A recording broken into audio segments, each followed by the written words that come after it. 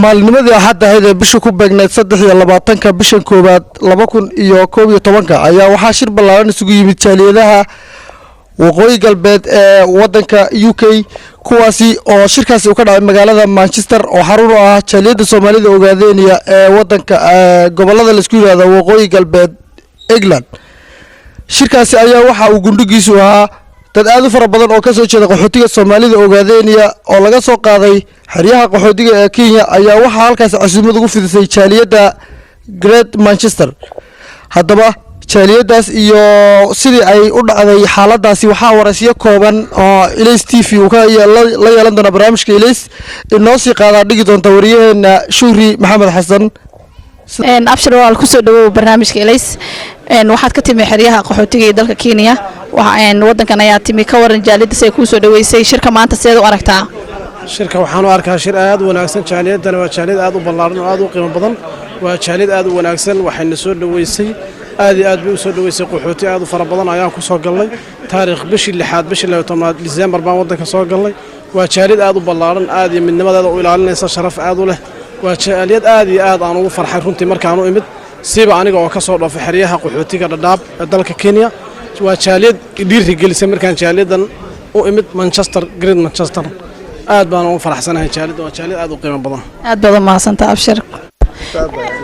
walaal ku soo dhawow adoo ku bilaabay magacaaga waxaad ka timi xeryaha qaxootiga ee Kenya ka waran marka wadanka timi jaaliyada reer Ogaadeniya wadanka Great Manchester sidee ku soo dhaweysay seedna u aragtaa shirka maanta halkan ka dhacay walaal horta aniga magacayga waxa la yiraahdaa Cabdiwali Cabdixaashi waxaan ka imid xeryaha Dadaab gaar ahaan xerada Xagardheere waxaan aad iyo aad ugu mahadinayaa jaaliyadan Ogaadeen ee ku taala magaaladan la yiraahdo Manchester si qiimo badan oo aad iyo aad xaflad aanan hadda ku hor anagu maanan moodi jirin in macnaha jaaliyad sidan isu agaasimaysa oo sidan isugu xidhan dhalinyaradeeda waayeelkeeda waxgaradkeeda aqoon-yahankeeda waxa isugu xidhan oo sidan oo kale noo soo dhaweynaysa inaanu helayna maanan moodi jirin farxadna waxaa noo ah in ay jiraan oo hadda caawa aanu ku saxan xalayna aanan qabin haddii shil wadankan nagala soo gudboonaado in aanu u haysana garab iyo gurmad wanaagsan oo gacan heel iyo hooba nala garab taagan ayaan aad kuugu sheegayaa aad baad u mahadsantahay gudoomiye ku soo dhawow barnaamijka Ilays maanta waxaad soo dhaweyseen dad qaxootiyo ka soo jeeda reer Ogaadeniya ka waran dadkaas maxaad u qaban kartiin maxaadna ka caawin kartiin marka hore aad baa u mahadsantahay adiga iyo telefishinka Ilays dadkan run ahaantii sida aragteen dad qaxootiya oo ka yimid xariiq qaxooti waaye baahidoodana ma yara waa baahi badan waaye runtii dalkan wixii aan qaban karno macquul waa u qabanayna hadii la yiraahdo sida waxbarashada in laga caawiyo in laga caawiyo housingka arrimaha guryaha iyo waxyaalaha kale ay tabtaan markaas soo baxo inaan ka caawino jaaliyada diyaar bay u tahay hadii la yiraahdo cabdi fatax ku soo dhawow barnaamijka Ilays maanta waxaad soo dhaweyseen dad reer Ogaadeniya qaxooti oo laga keenay dalka Kenya maadaama aad tahay cilmi baadhiska waxaad wax nooga sheegtaa sidee dadka wadanka uga soo baxeen wax yar bal nooga taataabo waxay ila tahay horta marka ugu horeysa waa salaamaya barnaamijka Ilays sida ay ugu hawlan yihiin inay la socdaan arrimaha bulshada su'aashaas haddaan ka jawaabo waxa weeye dadkan waxay ka yimaadeen waqtiga haatana dalka Kenya xeryaha qaxootiga ku yaala oo ay galeen muddo aad u sii horeysay sidaas iyo si lamid ah ayaa markay dhibaatadu ku dhacdo dadka gaar ahaan ka yimaada Ogaadeniya dhulka ay Itoobiya gumaysato waxa ay imanayeen ama jamhuuriyadda Soomaalida ama Kenya dhibaato darteed ku haysa dalkoodii daaqoodii deegaankoodii oo ugu wacantahay gumaysiga Itoobiya arrinta iyada ana waxa weeye saldhig waxay u tahay dhibaatada geeska Afrika maanta ka taagan haddii aanan la xallinin oo aan loo helin xalna geeska Afrika sida ayuu u hulaaqi doonaa marka dhibaatadii ay ku haysay dalkooda mid la mid ah ayaa qaxootigana ku hayso waxa weeye barakac iyo waad garan kartaa qof soo barakacay marka uu xero ku jiro waxa uu la kulmayaa waa dhibaatooyin faran badan haatan dalkan Ingiriiska sida dalal kale oo reer Yurub ay u tageen waa dad ka mid ah dadka qaxootiga ah طبعا markay halkan yimaadaan waxay la kulmayaan dhibaatooyin xagga afka ah xagga dhaqanka ah xagga waxbarashada ilaa ay la qabsadaan waxaas nasiib wanaaga in jaaliyadaha halkan jooga oo ay ka mid tahay jaaliyadan Great Manchester ee reer Ogaadeniya inay aad iyo aad u gacan qabatay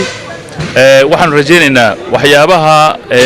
caqabadka ay ka hor imaanaya ee xagga dhaqanka iyo xagga tacliinta inay ka kaban doonaan insha Allah aad baad u mahadsantahay Cabdifataax garad ku soo dhawo barnaamijka Ilays waxaad ka mid tahay dhalinyarta reer Ogaadeniya oo laga keenay xeryaha qaxootiga ee Kenya bal wax nooga yartaaba siday kugu suurta gashay maaragtay inaad ka imaateen iyo shirka maanta soo dhaweynta saad u aragtid bismillaahir rahmaanir rahiim waa maasantahay shukri abaayo anoo ka mid ah dhalinyarada ee reer Ogaadeniya ee timaaday labada bilood ee ugu dambeysay UK ayaa waxaan halkan ka faa'iideysanayaa fursadan qaaliga ah inaan hal iyo laba ka dhaho waxa ka jiro macnaha East Africa iyo dhulkii aan ka nimaanay wallahi dib badan ayaa jiro taasoo dadkii ay ku soo qaxayaan xeryaha dhibaatooyinka ka soo gaaray gumeystaha dhabtii macnaha waa wax laga marjabo macnaha qof bini aadan ah oo la jirjilayo la xirayo wax kasta lagu sameeyo taasoo alxamdulillah xeryo ay inoo sameysay dawladda UNHCR hay'adda la dhaho ee Kenya inoo sameysay kadibna xeryahaas aan joognay in muddo ah taasoo fursad aan ku helnay inaan dib u dejin u helno wadankan UK oo aan nimaanay wadankani especially meeshan la dhaho Greater Manchester waa mahad alle hadii dadka anaga halkan aan ugu nimaanay oo maanta halkan aan macnaha kaga faa'iideysanay fursadan qaaliga munaasabada inoo soo qaban qaabiyeen Ogaden Community of Greater Manchester kifa ay ku soo dhawo barnaamijka Ilays waxaad ka mid tahay ururka haweenka ee Great Manchester waxaad nooga warantaa dadka qaxootiga reer Ogaadeniya oo ka yimid dhulka Kenya aragti noocme ah ayaad ka qaadatay dadka qaxootiga maanta imaaday bismillaahir rahmaanir rahiim walaalayaal aad baa mahadsantahay walaal maxaan ku dhahay qaxootiga maanta noogu yimid xaggan aad iyo aad baan ugu faraxsanahay aragti fiican baan ka qaadanay waxaan ku faraxsanahay maanta in qaxootigii maanta reer Ogaadeniya in maxaan ku dhahday qolada maxaan ku dhahday United Nations ay qaabishay ay aqoonsatay si fiican la noogu soo qaaday nooguna keenay halkan aad iyo aad baan shucuurtayada iyo farax xayaguba aad iyo aad buu u fiican yahay waan mahadsantiin walaalayaal aad u mahadsantahay kifaaya waan ku faraxsanahay maanta dadka qaxootiga aan soo dhaweynay waxaan leeyahay soo dhawaada والله waxaan u aragnaa si aad iyo aad u qurux badan waxa kale oo farxad weyn leh inaan maanta dadka reer Ogaadeniya ee qaxootiga ah ee jooga xeryaha qaxootiga ee Kenya inay dawladaha adduunka aqoonsadeen taasna waxay aad iyo aad u xoojinaysaa halgankeena maanta oo dadka reer Ogaadeniya ee dhibaatada ku haysay qaxootiyada iyo adduunka kala joogay ay reer Yurub intay soo aqoonsadeen kuwa qaxootinimada oo Ethiopia dhibaatada Ethiopia meesha keentay lagu soo qaaday in la keenay UK la keenay marka aad iyo aad bay wallahi ay farxad noogu tahay annagoo dhalinyarada reer Ogaadeniya ka soo jeedna oo London aad iyo aad bay farxad noogu tahay bismillaahir rahmaanir rahiim aniga ku hadlaya magaca jaaliyadda reer Ogaadeniya qaasatan London oo SF kana tirsan maanta waxa farxad inoo in dadka ayagii walaalihii qaxootiga ku dhibaysnaa Ethiopia ka soo cararay maanta maartay Yurub iyo adduunka loo fidiyay qaxootinimo loona aqoonsaday marka soo dhaweyntooda ayaan halkan u nimid waana ku faraxsanahay in aad u mahadsantiin hadaatiin bahda TV-ga Ilays ee UK thank you very much aad baad u mahadsantahay adinkana soo dhawaada waxaan hawdka ugu baxay habeen guurayo socod nafta heegan uga dhigay wadda halaq mareeniyo halis ugu bareeroon uga tagay hurdiyo jiif nacab hore orabaa yimid hoygeenni buu degay hantideenni buu dhacay intasaa u weerahay haasaa uwa dumaariyo hawa kala wayga xidhan dadka hadhay dadkiise furanibaad u hayso horta halkabaad ku noolaa aad u mahadsantahay naftii hore daawadayaal waxaa halkaa inoogu eg warbixintii xafladii soo dhaweynta ahayd ee ku aadanayd qaxooti u dhashay dhulka Soomaalida Ogaadeniya ee laga soo qaaday geeska Afrika daawadayaal halkaad weli nagala socotaan waa barnaamijka Ilays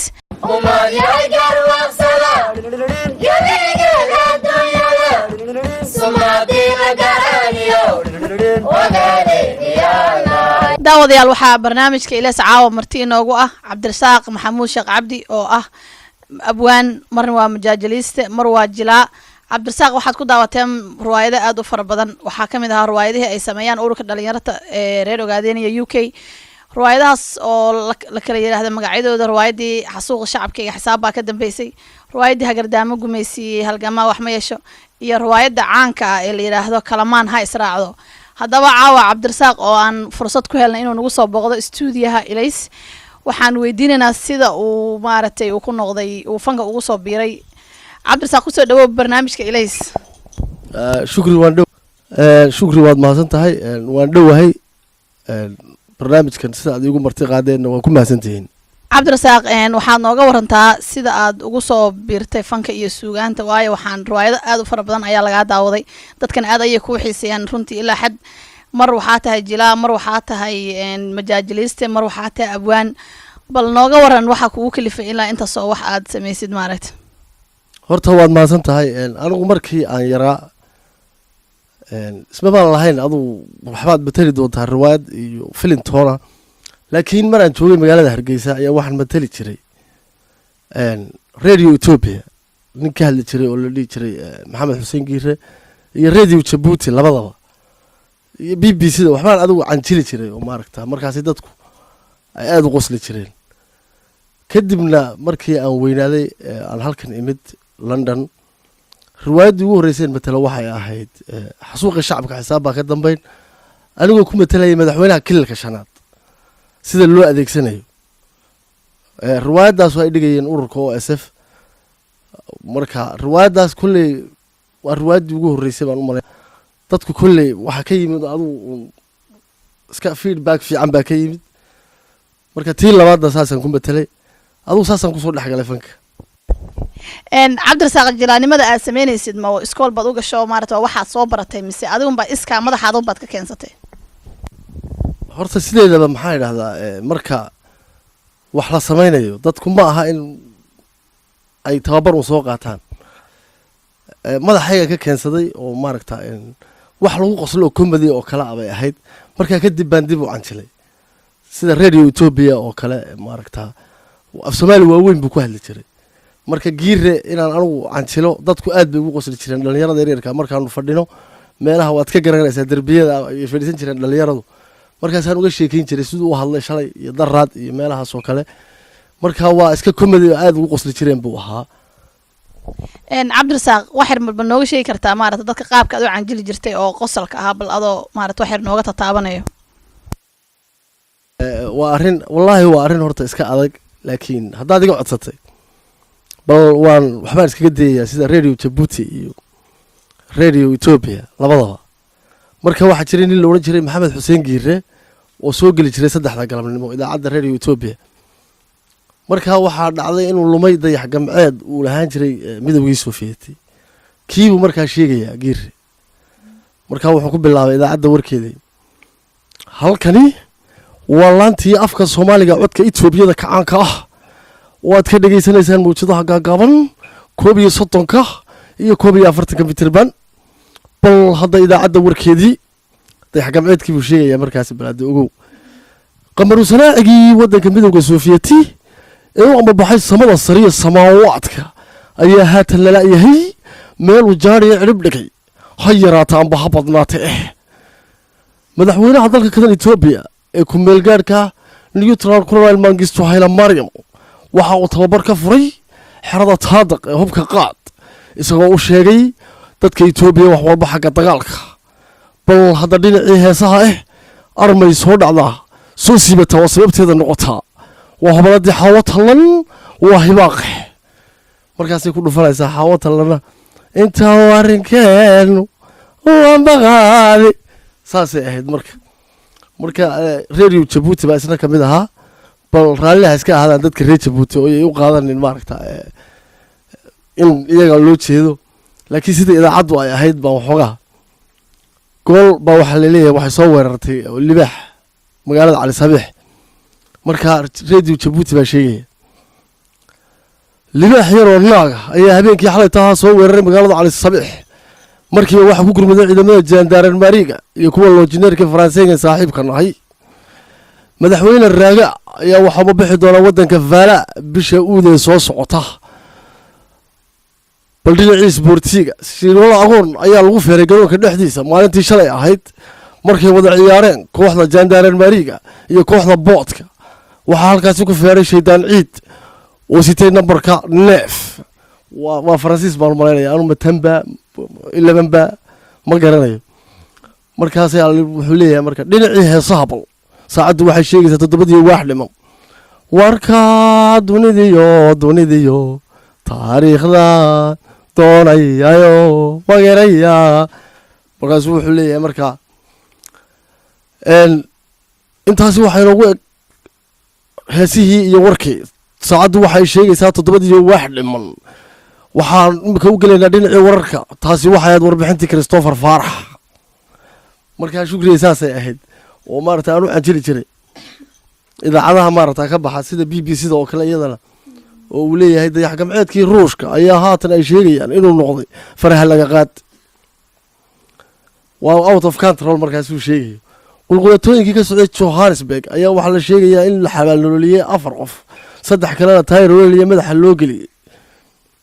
baar ku yaala magaalada Johannesburg ayaa habeenkii xalay tahay midiyaha la iska aslay markaa taasina waxay BBC-da oo maxamuud xasan ducaale uu ka warramay markaa shukri saasan ku soo galay idaacadan waxaan u jeedaa markaa kadibna waxaan ku biiray dhalinyarada OSF markii aan ogaaday in dalkayga la gumaysto yaa waxa igu kalifay markaa inaan riwaayadaha wax ka sameeyo cabdirasaaq riwaayadaha aad la dhigtay ururka dhalinyarta Soomaalida ogaadeen iyo UK inta badan waxaa maaragtay aad dishaa qolyaha u adeega gumaysiga bal waxaad nooga warantaa sidaad u canjili jirtay iyo sidaad ayaga iskaga dhigi jirtay dadka aad bay uga heleen ilaa xad riwaayadaha qofkii daawadaba horta aanu shukriye raaliba kama ahayn in dabaqoodhi laga dhigo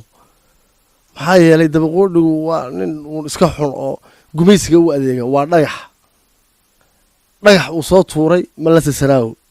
ama gumaysigu adeegsado oo dadkiisa ku soo tuuro marka dadku waxay kugu baranayaan ma garanaysaa ii sheeg sawir xun oo fool xun hase yeeshee markii ay ii garteen inaan meeshaa matalo unbaan matalay haddaan moodayay sidaan la ii nacayana gabar baa maalin waxay igu tiri alla waa gufays soo dabaqoodhigii maaha la dabaqoodhi meehii aanu oo elaf baan ka mid ahay maxaan idhahdaa ii sheeg nin xornimo jecel baan ahay ha igu soo qaadin marka qofkii baa lagu qaadanaya aad matalaysay hase yeeshee laakiin way fiican tahay dadka in loo fahansiiyo wax sida ay wax u jiraan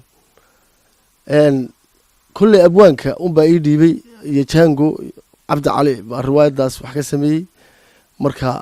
adugu halkaasaan ku soo galay haddana waxaan leedahay ma matali karaba anuu halgamaadaan rabay markii hore inaan wax matalo oo maaragta aan idhaahdo waxaan ahay jabhad janaal ka bulle laakiin hadda adu waa laygu bartay meeshaydaan iska ahaanaya marka bal waxna yar nooga taataabo maaragtay sidaad u samayn jirtay maaragtay qolyaha u adeega gumaysiga nooga sheekee bal shukriye waxaan u malaynayaa hadda meeshan kuma soo koobi karno marka waxaan matalayay madaxweynihii kilalka shanaad oo ah maxbuuskii berito madaxweynihii maanta waa nin futurekiisa garanaya oo haddana madaxweyne in la xiri doonana og markaa waxa weeye aniga walaalkay yaa ku kala tegayna marka madaxweyne laga dhigo ilaa Soomaali kelmadan madaxweyne wada eeday marka waxa weeyaan madaxweynihii aan matalayay waxaan u hadlayaa marka anoo walaalkay la torture gareynayo oo xafiiskayga lagu dilay walaalkay lagu dilay xafiiskayga yaa haddana BBC waxaan u sheegayaa international media warbaahinta caalamka inaan balaayo jirin oo ay tahay maxaa idhahdaa wax uuna iska sheegayso ay leedahay oo waddanka barwaaqa ka jirto oo gabayga Cabdullaahi Cabdi Shube oo kale miyaa taqaanaa gabayga Cabdullaahi Cabdi Shube may bal noogu dhufo hal mar gabaygaas waxa weeyaan wuxuu leeyahay aan iswaraysanna yamyamow marka wuxuu leeyahay waxaan soo maray meel heblaaye roob baa xalay oo dhan ka da'ayay daad kaamil ay leeyahay haddana weyse lagama dhaansan dagaal baa meel heblaaye ka dhacay intaasoo qof baa dhimatay intaasoo qof meydkaa la aasiyey haddana wax dhintay lama sheegin marka maxaa idhahdaa macnaheedu waxa weeye barwaaqu saadinaya uu sheegaya wuxuu leeyahay caanaha la qubayay meel heblaayo haddana gaajaa beerka dhulka lagu hayay waa idaacadda malla sanaawi oo kale dadka ogaadeynaya waa dad aad u dulman oo 100% dulman oo aad ka aragteen telefishinada Al Jazeera oo aad ka aragteen maxaa idhahdaa ii sheeg idaacadaha BBC-da oo kale oo aad ma garanaysaa ugu dhimanaya gaajo dacdaro haddana idaacadaha markaad dhegeysato radio Ethiopia oo kale iyo ama iyagu isa soo taagaan waxay leeyihiin waa barwaaqa dhulku horumar baan gaarsiinay wadooyin baan dhisnay sidan aan yeelnay marka dadka Soomaaliyeed hadda waxaad moodaa warbaahinta Soomaalida qaarkeed inay noqotay radio Ethiopia bila Maxamed Xuseen Giira oo Xuseen Giira uu ka maqan yahay oo barwaaqadii iyo maxay dhahdaa durdurkii iyo wax sheegayo oo jigjiga taagan marka waxaan oran lahaa idaacadahaasna war walaalayaal walaalaynu nahay uma dulman baanu nahay idinkuna ma garanaysaa dulmiga inaad Ethiopia ugu garbaysaan idinkoo waxoogaa lacag raacaya waxoogaa waa laga fiican yahay marka arrintaa ka noqda oran lahaa idaacadahaas iyo warbaahintaas aanu ma magacaabayo laakiin way soo geeyeen adigu qudhaad waad ogtahay Soomaa aad iyo aad cabdirasaaq riwaayadii waxaad wax yar nooga sheegtaa riwaayadii kuugu dambeysay hagardaamo gumeysay halgamaa wax ma yeesho runtii dad wili ma soo bixin laakiin dadkii daawaday aad bay uga heleen maaragtay marka bal wax yar nooga sheeg qaybahaad ka jilaysay maaragtay xagga majaajilada iyo kuwa qolyaha gumeysiga u adeego shukriye maadaama horta aan anigu tii hore riwaayadii hore aan ahaa dabaqoodhe tan dambe ma dhihi kara jabhad baan ahay waa inaan meesheedu iska wato nin qoyan biyo iskama dhowro marka waxaan ku matalayay nin waxaa jirtay beri ay yimaadeen qolyo kililka ka socda oo uu soo dirtay gumeysigu safaaradda dabeedna markay aamini waayeen waddanka oo dhan hool safaaradda ku yaallay ku qabteen shirka dadka ay khusaysayna maba ayna casuumin odayaal iska qayilaya meelahan iyo waxbay invitation siiyeen dabeedna waxay dhahaan dadkii reer ogaadeenayaan ula shiray dad badan baa marka safaaradda ku mudaharaad weyn ka dhigay oo ma garanaysaa hadhacooda ku hayay xaar wayaanada ku hayay meesha riwaayad baan ka samaynay marka tii marka anigu waxaan matalayay qolyihii safaaradda galay anigoo safaaradda ka mid baa marka xaaskayga oo wadaniyad ah oo ka tirsan maxaa idhahdaa dadka xornimo doonka ayaan u soo galay mid marka naagoo baas baa u sheegtay oo tii ninkaagu safaaraddu galay anaa indhaha saaray anuu qadadoonaan marka daf soo iri gurigii islaantii marka waxay tihi uma safaaraddaad gashay waxaan oo dhan baa ku jiray baan ku ihi safaaraddu wax macnala maahe qadadaysii anuu qadaynin bay tiri war iga bax gabay dheer bay akhriday mar haddaad u riyaaqday gumaysi rada aniguna markaa waan isxanaajiyey waxaan ku iri gabay baan ana tirinayay oo gabaygii inkastoo ilowsanahay waxaan idhi ma garanaysaa ii sheeg naag wax safaaradda in la galo wax macnala male Soomaaliya oo dhan baa gashay nin intaa la rifaayo ma garanaysaa ii sheeg ridaamo qarsoon iyo warma hoosta looga ridayo qayrkii ma raaco raarta kuma nastee rogrogo warka keen oo waxaad damacsan tahay sheeg war soo gaabay bay too iska bax waxaa xageen u baxaa hadda saacaddan telefoon baan dirtay waa adiga arkay tii mobilkuna waxay yidhahdaan you call unbay iska kaadhay markaad qof wacato the mobile you call is switch off you can't contact it this time waxbay ku dhiyeen moogtahay marka waxaan damcaynaa saaxiibadee la seexdo halowdaan dhahaa after tone leave a message better anuu aad u cadhaysan baan telefoonkiina tuuray dib baan u soo noqday dhaxantiiba ay qabatay marka anuu heesayaan dib isaga soo baxay dhulka waan socdaa waana dhaafsane dhul baraa fadhiya dhabbaa ii noqdo dhaxan iyo qabow wax dhaxantii iga xareeyana waaye markaa kadib baa waxaan u imid laba gabdhood oo wadaniina gabdhaha Soomaaliyeed ma ogola nin gumaysi u adeegay inuu guursado sidiisaba markaa waxaan kuwan been u sheeg bal gabadh adiga aad kugu eg iyo mid kale ahaayeen markaas waxaan ku yiri maxaa ilaahay haddaad doonayso inaan kuu arooso sidii hindida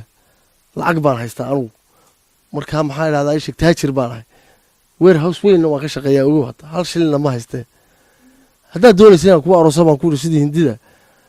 saari baa lagu xiri sankaa lagu daloolin halkaa lagu yar barnay sidii hindida south hall baa lagu geyn dabeedna heesihii hindida lagu qaaday miyaad heesaha hindida wax ka taqaanaa markaad yareed miyaad weli gashay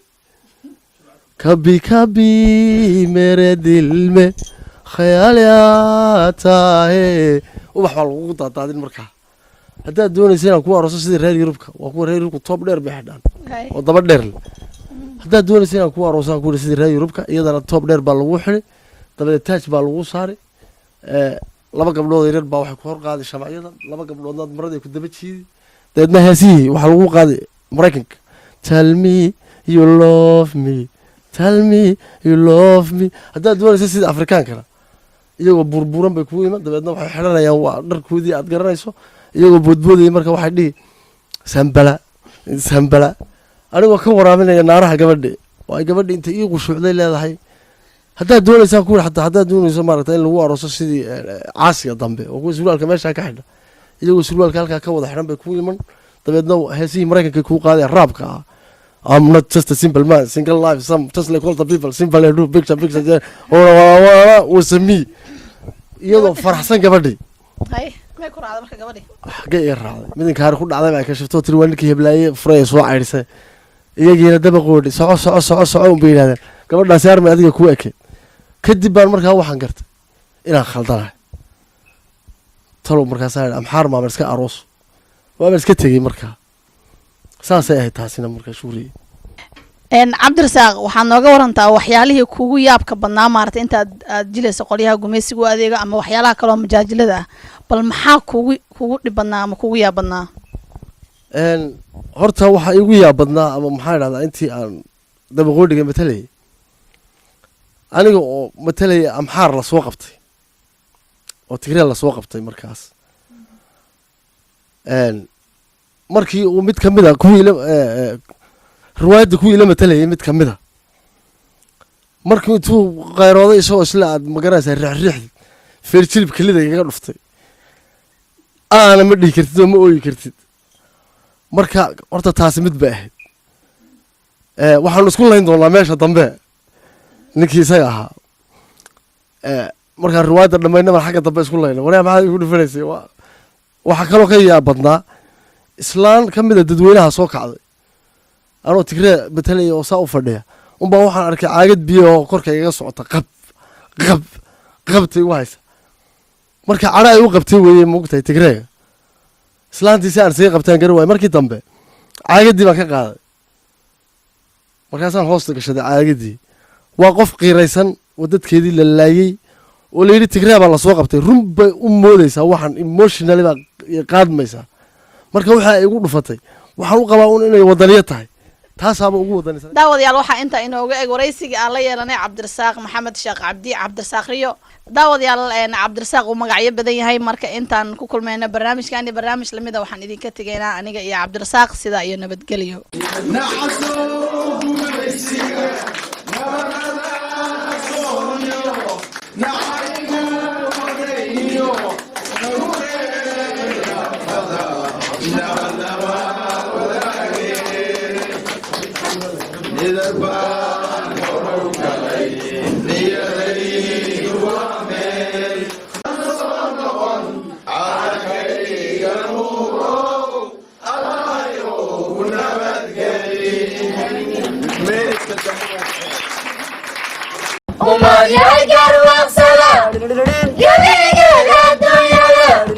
Somadina garanio,